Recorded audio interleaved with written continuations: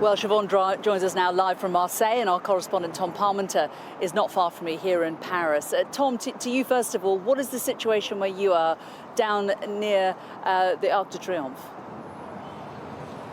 Well, there's hundreds upon hundreds of riot police officers on the streets tonight, some 45,000 across France, but here in the capital it's very tense indeed on the Champs-Elysees. If we just walk down a little bit, you can see the lines of police that have been moving up and down. They had hundreds upon hundreds of young people predominantly who were gathered along the Champs-Elysees. There was a lot of talk earlier today that this is where they would congregate to create disorder, and the police are here in massive numbers. We've seen officers there just walking along with tear gas canisters primed and ready to be deployed if they choose to. Also officers with non-lethal firearms here.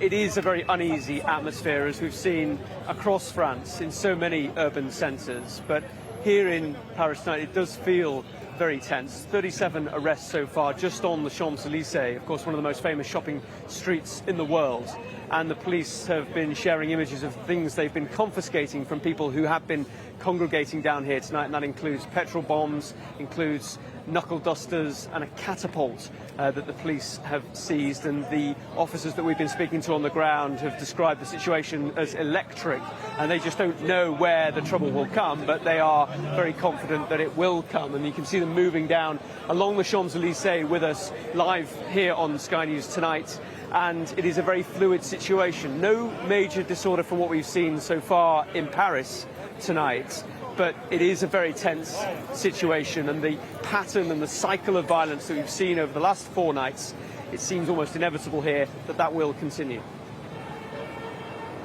OK, Tom, thanks very much for that. Let's return to Siobhan, who is in Marseille, and there has been a certain amount of disturbance there already this evening, hasn't there, Siobhan? And there is a slightly different demographic in Marseille as well. What is the latest?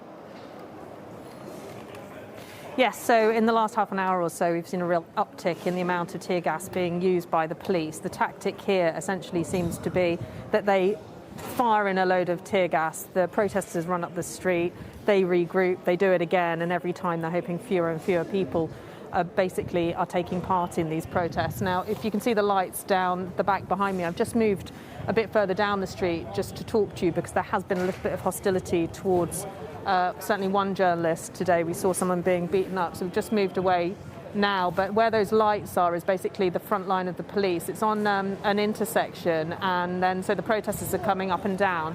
The kinds of things we've been seeing going on today, no particular looting, which is what the police have been trying to avoid. Instead, we've seen bins being set on fire, protesters smashing up a tram stop. We've seen also them pulling out signs as well, but the police really seem to be on top of this tonight. I was told by someone who was here last night that they believe there's about double the amount of police here, and we've seen some quite high-level police units here as well. So they've sent in a unit, for example, that's often used to negotiate with people who've taken victims and kidnapped victims, so very high-level police. But at the moment, from where I'm standing, it seems like the police seem to be winning this battle tonight. They definitely seem to be dispersing those protesters, and what we aren't seeing is the scenes that were happening here last night, which was many shops being smashed up, being looted, and essentially what shop owners were saying was protesters, looters running amok in this city with very little pushback. It seemed like from shop owners' point of view they weren't being under control, but tonight a very different scene.